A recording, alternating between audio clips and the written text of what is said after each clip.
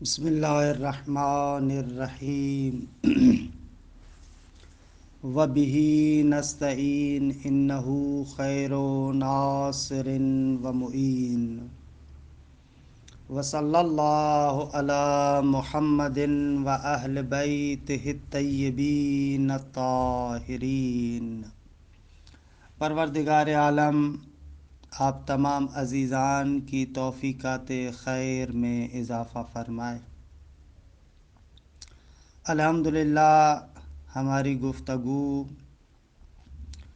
فلسفے کے مسائل کے تعارف میں ہے۔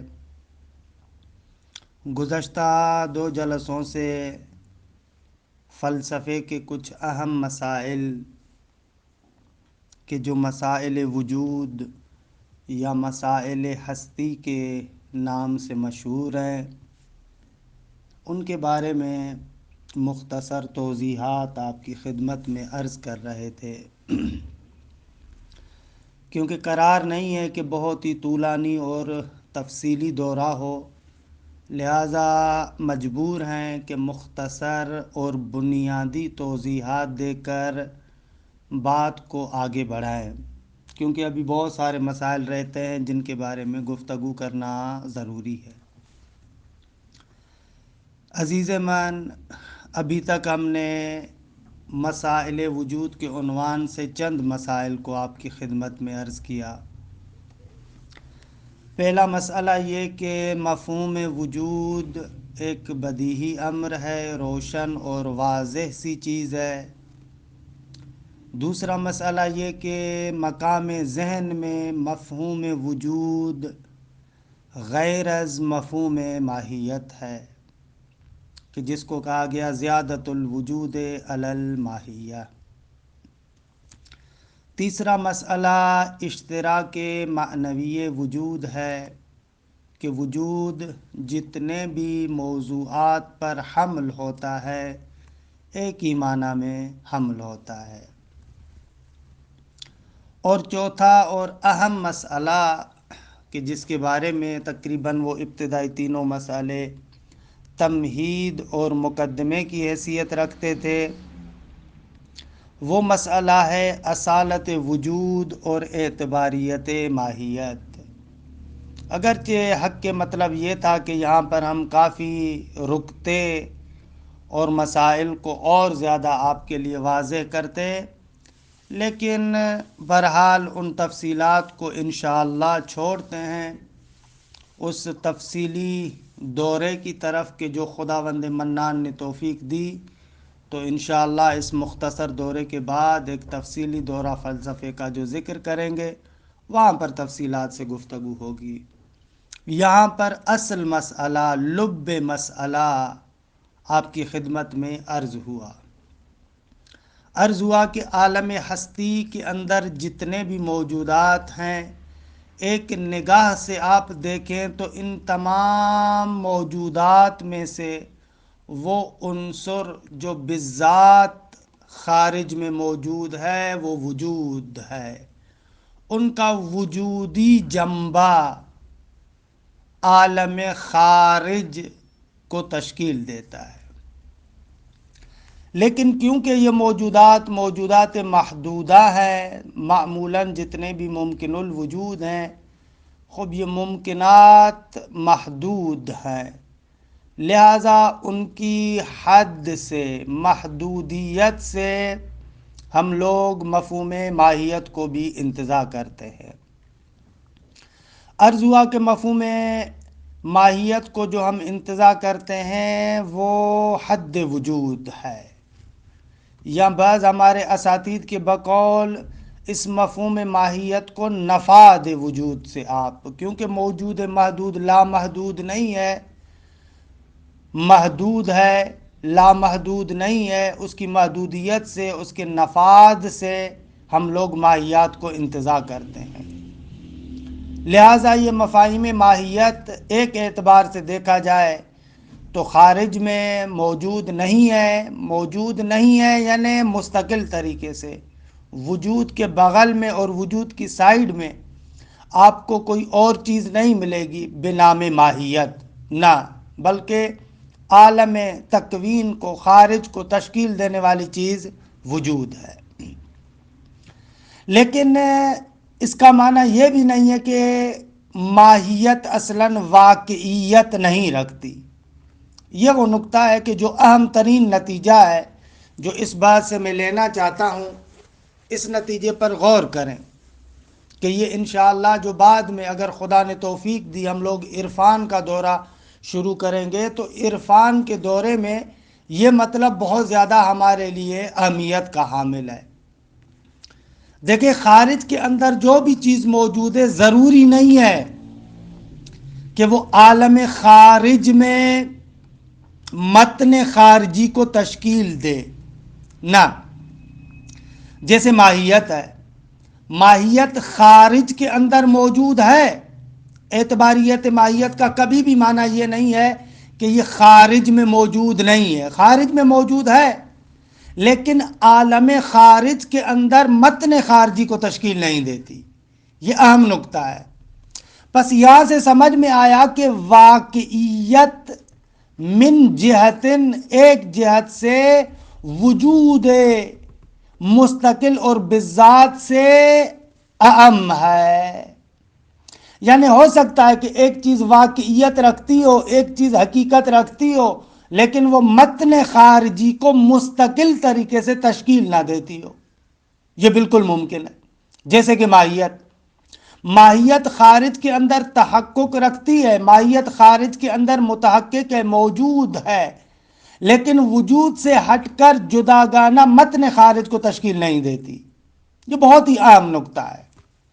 پس ہو سکتا ہے کل اگر ہم عرفانی مباحث میں یہ جملہ کہیں کہ متن خارج کے اندر وجود جو موجود ہے، وجود فقط خدا کی ذات میں منحصر ہے، لیس فی الوجود الا اللہ تبارک و تعالی، عالم تکوین کے اندر جو موجود ہے وہ فقط وجود حق ہے، تو اس کا معنی یہ نہیں ہوگا کہ ہم لوگ ممکنات کی واقعیت کا انکار کر رہے ہیں۔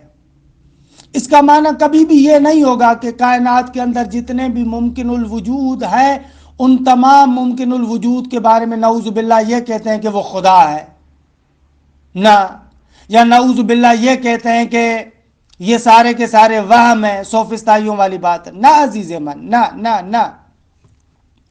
یہ اصالت وجود اور اعتباریت ماہیت کی جو بحث ہے، اس کو اگر دقیق طریقے سے سمجھیں تو عرفانی مباحث، مثلا جس طریقے سے وحدت الوجود کا نظریہ ہے، اس کو سمجھنے کے لیے ایک بہترین سیڑھی ہے، ایک خوبصورت ترین سیڑھی ہے کہ جس کے ذریعے سے آپ اس نقطے کو سمجھ سکتے ہیں کہ وحدت الوجود یعنی کیا۔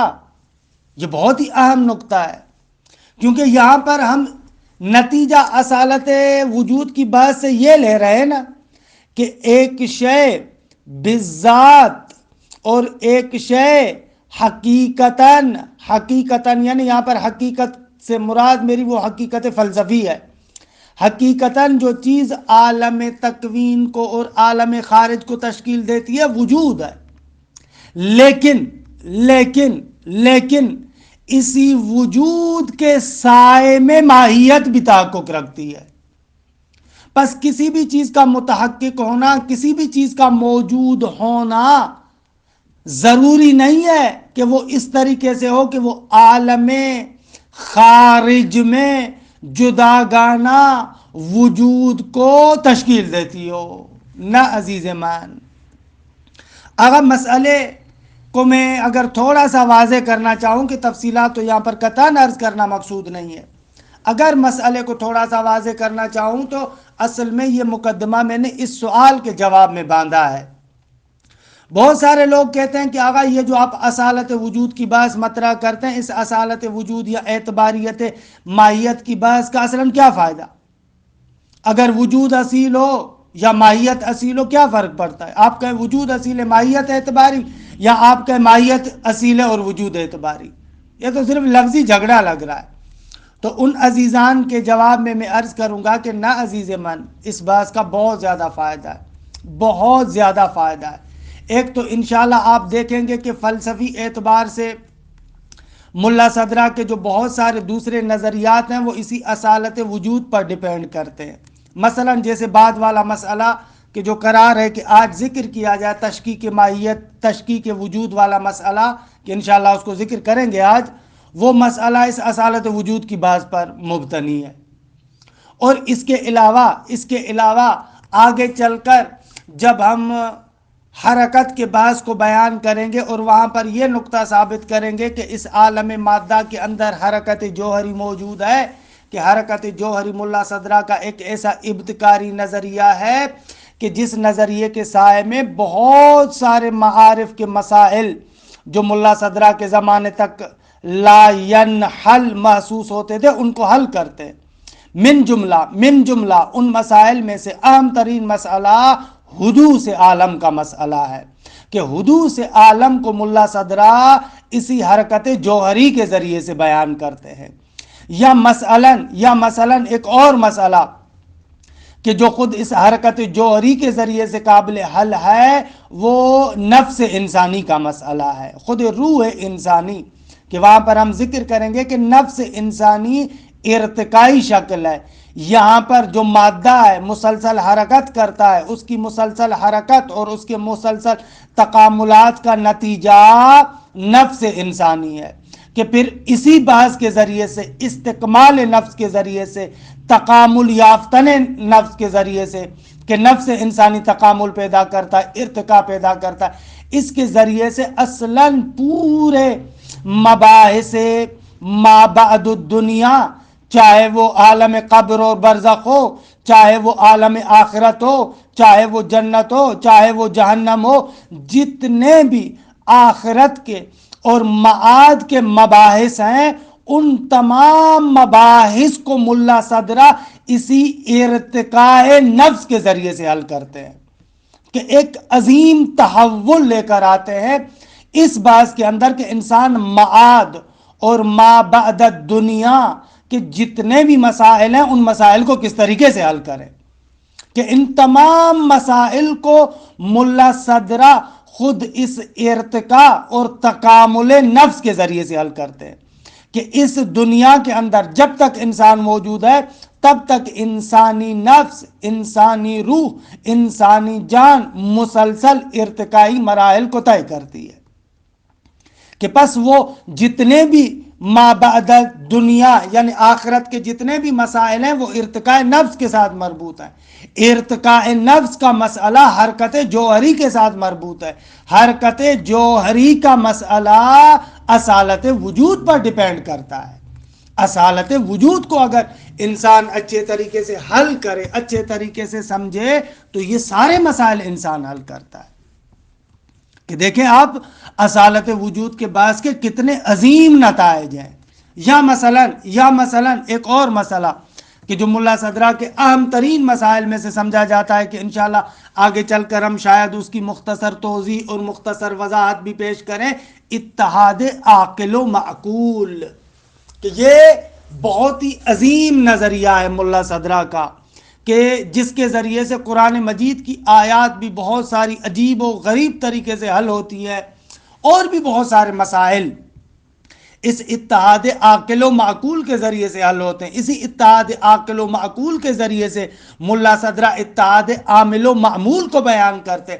اسی اتحاد عاقل و معقول کے ذریعے سے قرآنی اور روائی جو نظریہ ہے تجسم اعمال کا، یا صحیح لفظ کہوں تمثل اعمال کا، وہ جو تجسم یا تمثل اعمال اتنا زیادہ بڑے پیمانے پر روایات اور آیات کے اندر دکھتا ہے، اس مسئلے کو ملا صدرہ اسی اتحاد عاقل و معقول کے ذریعے سے حل کرتے ہیں، کہ جس کا نتیجہ وہ اتحاد عامل و معمول کی شکل میں ہمارے سامنے ظاہر ہوتا ہے، کہ خود یہ اتحاد عاقل و معقول کا مسئلہ بھی ایک اعتبار سے خود اس اصالت وجود کے ساتھ مربوط ہے. لہذا عزیز من یہ آپ تصور نہ کیجئے گا کہ یہ جو اصالت وجود کی بحث ہم آپ کے سامنے بیان کر رہے ہیں نعوذ باللہ یہ فضول بحث ہے اور اس بحث میں بیٹھ کر ہم لوگ اپنا وقت ضائع کر رہے ہیں. نہ بابا، ایسے نہیں ہے. ہر مسئلے کی جو افادیت ہے اس مسئلے کے اعتبار سے ہوتی ہے. اگر ایک مسئلہ نظری ہے، اگر ایک مسئلہ علمی ہے، تو اس علمی اور نظری مسئلے کی جو افادیت ہوگی وہ اسی نظری اعتبار سے ہوگی، علمی اعتبار سے ہوگی. اس کا جو اثر ظاہر ہوگا وہ ان علمی مباحث میں اور نظری مباحث میں ظاہر ہوگا. آپ ہر علمی مسئلے کی جو افادیت ہے اس کو فقط عملی طور پر، جو ہم عملی طور پر جسے ثمرہ عملی کہتے ہیں، اس کے اندر منحصر نہیں کر سکتے. یہ ہم لوگوں نے اس طریقے سے ذہن بنایا ہوا ہے کہ جو بھی مسئلہ پیش آئے اس کے لیے فوراً کہیں گے کہ بابا اس دنیا کے اندر عملی لحاظ سے مجھ میں کیا تفاوت ہے، عملی لحاظ سے کون سا ثمرہ ظاہر ہوگا. خوب عزیز من، ہر مسئلے کی افادیت کو، ہر مسئلے کی نوعیت کو اس مسئلے کی نوعیت اور افادیت کے اعتبار سے دیکھیں. یہ خود اصالت وجود کے بارے میں جو گفتگو ہے یہ ایک نظری اور علمی مسئلہ ہے کہ جس کا تعلق انسان کے نظر سے، انسان کے علم سے، انسان کے اعتقادات کے ساتھ ہے. کہ یہ اور بات ہے کہ جو انسان کے اعتقادات ہیں اور جو علمی مسائل ہیں، نظری مسائل ہیں، بہرحال ان کا اثر ہوتا ہے انسان کے عمل پر. اس طریقے سے اگر دیکھا جائے تو یوں بھی کہہ سکتے ہیں کہ من جہت اصالت وجود کی بحث کا عملی فائدہ بھی ہے. فتلخص، آغا خلاصہ کلام کہ کہنا نہیں چاہ رہا تھا لیکن بہرحال پھر بھی بہت زیادہ وقت چلا گیا کہ بعض دوستوں نے سوال کیا کہ آغا یہ جو آپ اصالت وجود اور اعتباریت ماہیت کے بحث کو مطرح کر رہے ہیں اس کا کیا فائدہ ہے؟ تو اس کے جواب میں نے عرض کیا کہ عزیز من، آغا جان، یہ جو بحث ہے، یہ جو گفتگو ہے، یہ جو ملا صدرہ نے ایک اتنا بڑا مسئلہ پیش کیا اور اس مسئلے کے بعد ملا صدرہ کے مکتب کے جتنے بھی شارحین ہیں انہوں نے آ کر اس پر مفصل گفتگو کی، اور ملا صدرہ نے بھی اپنے آثار میں جا بجا اس مسئلے کے بارے میں اتنی تفصیلی گفتگو کی ہے، اس لیے کہ معارف کے بہت بڑے بڑے مسائل اسی اصالت وجود کی بحث پر موقوف ہے. درست ہے. یہ کہ میں نے چند مثالیں آپ کو اس کی پیش کی. اچھا، ابھی میں آہستہ آہستہ ایک مقدمہ باندھتا ہوں بعد والے مسئلے کے لیے. تو یہ تقریباً اصالت وجود کے بحث کا خلاصہ ہے اور ماحصل ہے جو آپ کے سامنے عرض ہوا. مسائل ہستی میں اور مسائل وجود میں جو آخری مسئلہ میں پیش کرنا چاہوں گا وہ مسئلہ ہے تشکیک وجود یا وحدت و کثرت وجود. اس مسئلے کو سمجھنے کے لیے مقدماتی طور پر میں مجبور ہوں چند باتیں آپ کے سامنے عرض کروں. ان چند باتوں کو آپ مقدماتی طور پر بندہ حقیر سے سنیں اور انشاءاللہ پھر آہستہ آہستہ بحث کو آگے بڑھاتے ہیں. اگر پہلا نقطہ یا پہلا مسئلہ مقدمہ جو یہاں پر ضروری ہے وہ میں پہلے بھی عرض کر چکا ہوں کہ علم منطق میں کہتے ہیں کہ لفظ کبھی مشترک لفظی ہوتا ہے اور کبھی مشترک معنوی ہوتا ہے. کہ یہ مسائل وجود کا تیسرا مسئلہ تھا جس کو میں نے بیان کیا تھا. مشترک لفظی سے مراد یہ ہے کہ ایک لفظ ہے اور اس کے متعدد معنی ہیں، ایک سے زیادہ معانی ہے. جیسے فارسی زبان میں لفظ شیر، کہ یہ شیر جنگل میں رہنے والے شیر کو بھی کہتے ہیں اور شیر خود دودھ کو بھی کہا جاتا ہے. اسی طریقے سے بہت سارے اور الفاظ ہر زبان میں ہوتے ہیں کہ ایک لفظ ہوتا ہے اور اس کے مختلف معنی ہوتے ہیں. مثلا اردو میں اگر میں مثال دوں آپ کو، کھوتا، یہ کھوتا گدھے کو بھی کہتے ہیں اور کھوتا یعنی کوئی چیز اپنے ہاتھوں سے دے دینا اس کو بھی کہتے ہیں. درست ہے عزیز من. یہ ہو گیا مشترک لفظی. اس کے مقابلے میں ایک اور لفظ ہوتا ہے مشترک معنوی. مشترک معنوی سے مراد یہ ہے کہ لفظ ایک ہے اور مختلف مصادیق پر صادق آتا ہے، اس کے مختلف مصادیق ہیں. جیسے مثلا انسان، اب یہ انسان ایک ہی معنی میں زید، عمر، بکر، خالد ان سب پر صادق آتا ہے. یہاں تک میں پہلے بیان کر چکا ہوں کہ یا مشترک لفظی ہے یا مشترک معنوی ہے. آج بحث کو تھوڑا سا آگے بڑھاتا ہوں تاکہ میں اپنی وحدت و کثرت وجود کے مسئلے کو آپ کی خدمت میں عرض کر سکوں.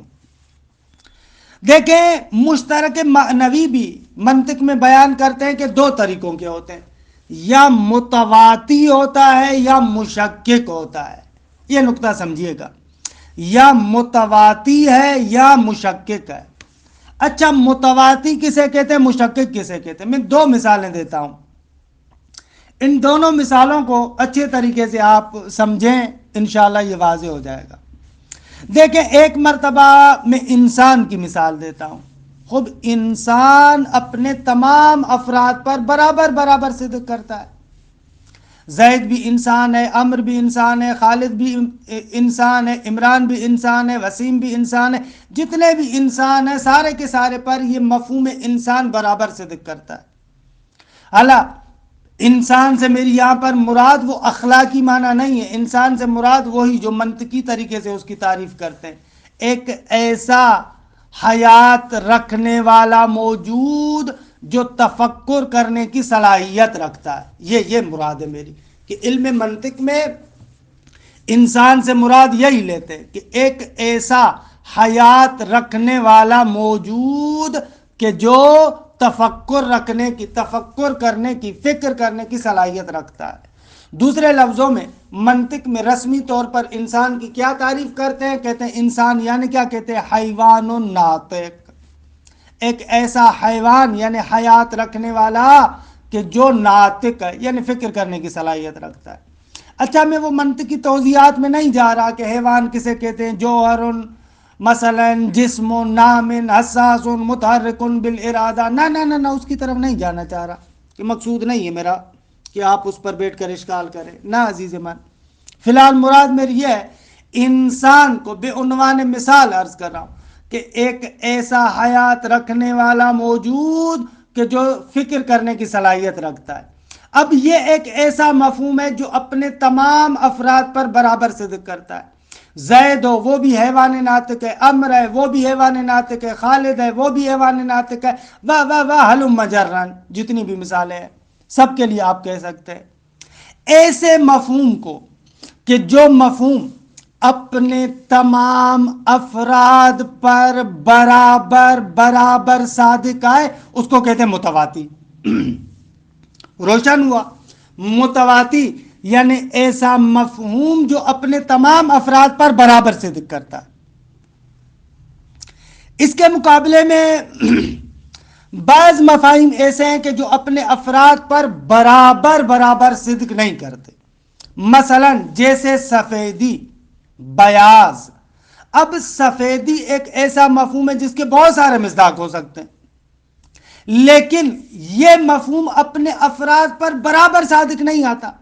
ایک چیز بہت زیادہ سفید ہے، ایک اس سے تھوڑی کم تر، ایک اس سے تھوڑی کم تر، ایک اس سے اور کم تر، ایک یہاں تک کہ بالکل ضعیف مرتبے میں ہو. تو اب ان تمام موارد میں آپ ان تمام سفید چیزوں کو سفید کہیں گے، لیکن سفیدی جو اپنے افراد پر صادق آ رہی ہے وہ برابر برابر صادق نہیں آ رہی. کوئی زیادہ سفید ہے، کوئی کم سفید ہے، کوئی بالکل کم سفید ہے، ایسے آپ کو دکھتا ہے. ایسے مفاہیم جو اپنے افراد پر بالسویہ صادق نہ آئے بلکہ بالتفاوت صادق آئے، ایک میں زیادہ ہو، ایک میں کم ہو، ایک میں شدید ہو، ایک میں ضعیف ہو، درست ہے، ایک میں پہلے ہو، ایک میں بعد میں ہو. خوب اس قسم کے مفاہیم کو کہتے ہیں مفاہیم مشکک. ان کو کیا کہتے ہیں آغا؟ ان کو کہتے ہیں مفاہیم مشکک. مشکک یعنی کیا؟ یعنی ایسا مفہوم ہے جو اپنے افراد پر بالسویہ اور برابر صادق نہیں آ رہا، برابر صادق نہیں آ رہا. اس کی مثال دوں ایک اور، جیسے روشنی، نور. نور یعنی روشنی.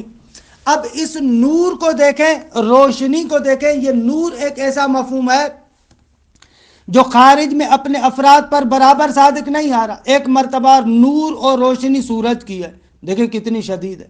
دوسری مرتبہ نور اور روشنی مثلا چاند کی ہے، 14ویں کے چاند کی ہے، خوب دیکھے سورج سے کمتر ہے. تیسری مرتبہ آپ دیکھیں مثلا ستاروں کی روشنی ہے، خوب وہ دیکھے چاند سے بھی کمتر ہے. چوتھی مرتبہ آپ کے گھر کے اندر ایک لائٹ جل رہی ہے، خوب اس کا نور بھی ہے لیکن اس سے بھی کمتر ہے. آپ کے گھر کے اندر بھی جو لائٹیں جلتی ہیں ان کی بھی مختلف اقسام ہیں، ایک زیادہ ہے، ایک کمتر ہے، ایک اس سے کمتر ہے، ایک بالکل دھیمی ہے.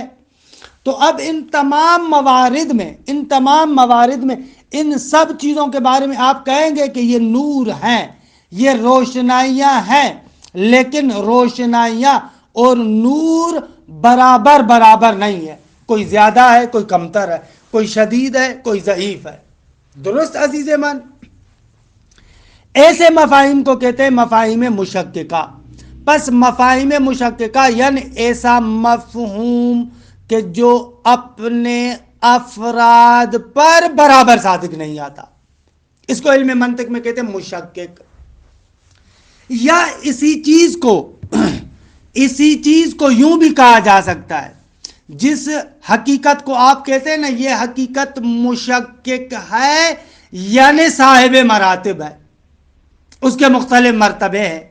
کہ اس کی بھی وضاحت کروں گا کہ اصلاً مرتبہ کہاں پر کہا جاتا ہے، کہ انشاءاللہ اس کی وضاحت آئے گی. یہ صرف مقدماتی طور پر عرض کر رہا تھا. بس مقدمہ جو میں نے آپ کی خدمت میں عرض کیا وہ یہ ہے کہ بابا لفظ یا مشترک لفظی ہے یا مشترک معنوی ہے. مشترک لفظی یعنی ایک لفظ متعدد معنی، مشترک معنوی یعنی ایک ہی لفظ ہے، اس کا ایک ہی معنی ہے، ایک ہی معنی تمام افراد پر ایک ہی معنی میں حمل ہوتا ہے. لیکن یہ جو ایک معنی تمام افراد پر ایک ہی معنی میں حمل ہوتا ہے اس کی چند صورتیں ہیں کہ ایک لحاظ سے دو صورتیں، یا وہ متواتی ہے یا وہ مشکک ہے. متواتی ہے یعنی وہی معنی اور مفہوم تمام چیزوں پر برابر صدق کرتا ہے کہ اس کو متواتی کہتے ہیں، یا برابر صدق نہیں کرتا کہ اس کو مشکک کہتے ہیں. اچھا، یہ ایک منطقی بحث ہے. میرے بحث میں وارد ہونے کے لیے ایک مقدمے کی حیثیت کہ بہرحال وقت تمام ہو گیا. انشاءاللہ اس مقدمے کو آپ اپنے پاس محفوظ رکھیں تاکہ انشاءاللہ میں کل سے بہرحال انشاءاللہ کوشش کروں گا کہ کل کے جلسے میں اس بحث کو نمٹا دوں. وحدت اور کثرت وجود کے بارے میں جو گفتگو ہے انشاءاللہ اس کو پھر میں کل ہی نمٹا دوں. صلی اللہ علی محمد و آل بیتہ الطیبین الطاہرین.